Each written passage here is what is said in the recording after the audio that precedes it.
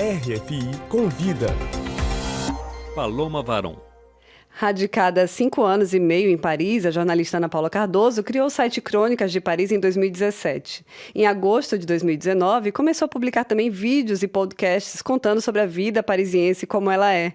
E como ela mesma diz, aqui tem baguetes, Torre Eiffel e glamour, mas tem também metrô lotado, muito frio e mau humor.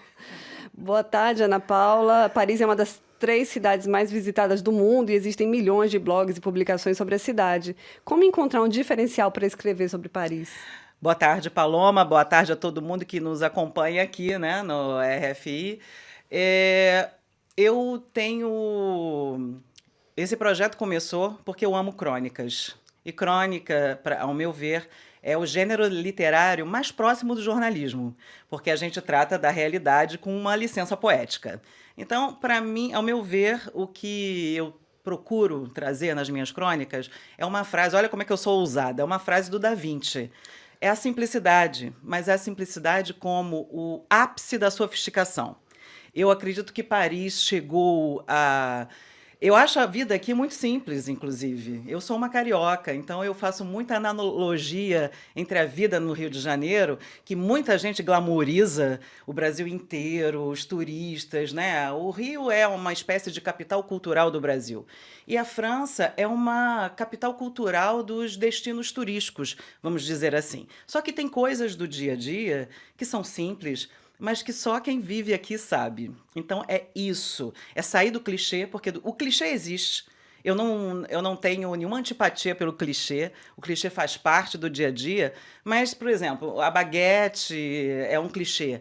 Mas só quem mora aqui sabe que quando a gente compra a baguete e ela tá quentinha, ela quase não chega viva em casa, né? E quando eu digo chegar viva é porque a gente vai comendo no meio do caminho e é quase assim, é inevitável. A gente tira sempre aquele pedacinho porque tá quentinho, tá gostoso. Quando chega em casa tá pela metade. Eu, por exemplo, que gosto de comer, tá pela metade. Então, uma vez eu falei disso e quando eu falo de mim, das minhas experiências, Paloma, eu estou falando de você também, que vive aqui. Então, esse é o...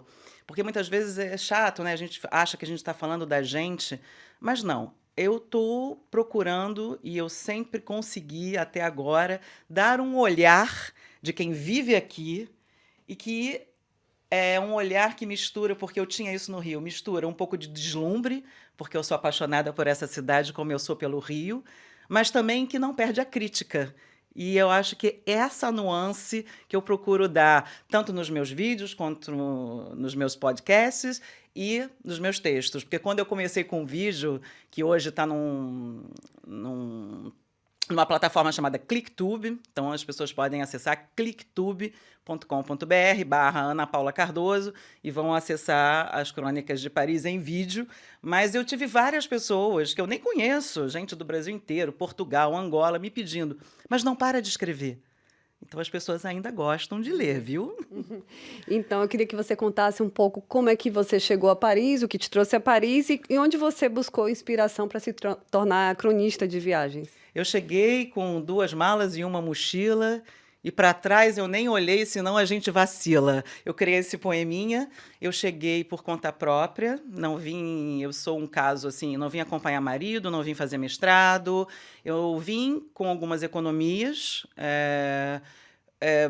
disposta a ficar 1 ano para aprender francês, porque quando aqui cheguei não falava nem bonjour, tá? Quer dizer, falava bonjour, porque do bonjour todo mundo fala. Mas o meu objetivo de vida sempre foi viver em Paris, morar em Paris, viver de escrever e me casar com um padeiro francês, porque eu gosto muito de pão, né? Enfim, eu já tenho 2 sonhos realizados, porque eu vivo de escrever e moro em Paris, né?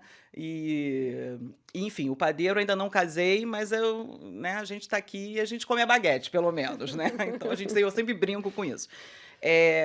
Você me perguntou também como é que... Onde você buscou inspiração para virar cronista de viagens? Eu tenho que falar dele, né? Fernando Sabino. Sabia que eu sou jornalista, foi a primeira pessoa que eu entrevistei, pessoa celebre que eu entrevistei.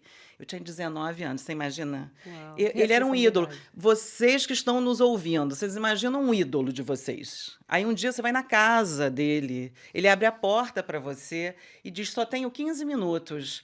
E eu tremia. E tinha o cinegrafista junto que falava assim: ah, seu Fernando, ela tá com vontade de fazer xixi e tá com vergonha de dizer. Eu tava mesmo. É uma história engraçada. Mas eu fui, e eu E fiquei você era foca. Foca, para nossos foquíssima, ouvintes, é quem é o jornalista em foquíssima, começo de carreira. foquíssima. E eu fiquei quase 3 horas na casa do Fernando Sabino. Uau. E ainda recebi 2 elogios que eu nunca vou esquecer. Ele: olha, eu só fui bem entrevistado assim por 2 pessoas, Marília Gabriela e Roberto Dávila. Bom, Fernando Sabino é meu ídolo, eu cresci lendo o Fernando Sabino e eu gostaria de ser o que ele é, o que ele foi. Quer dizer, eu falo ele é porque para mim está vivo. Ele foi um homem que escreveu crônicas de uma forma brilhante. Tiveram outros, Rubem Braga, o próprio Carlos Drummond de Andrade, que acabou sendo mais conhecido como poeta, mas o Fernando Sabino é uma identificação muito grande que eu tenho com ele.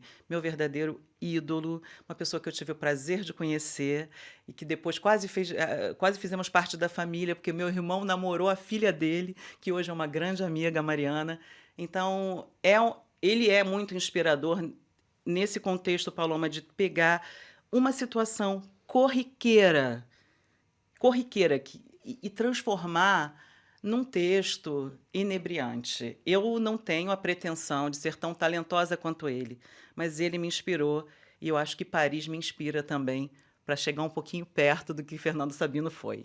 E depois que você realizou o sonho de vir morar em Paris, a sua relação com a cidade mudou? A Paris do dia a dia é a mesma Paris dos seus sonhos de antes? Ah, muda, mas isso é normal, né? Porque é a rotina que muitas vezes eu me vejo, às vezes, reclamando da cidade, mas ao mesmo tempo eu tenho muita consciência do que eu sinto falta, do que eu gosto muito daqui, né? Eu acho que aqui a mulher tem uma condição de ser um pouco mais livre.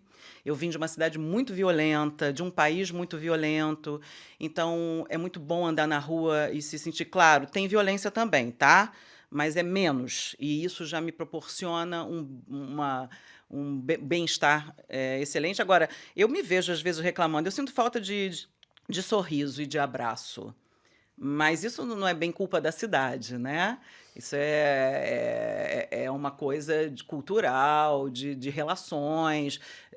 Não tenho muitas pessoas de relação íntima aqui, e eu vim de uma cidade onde a gente se abraça sem ter intimidade. Aqui não é assim. Então, mudou, mas não mudou tão radicalmente assim. Eu continuo. Paris é um caso de amor correspondido, Paloma.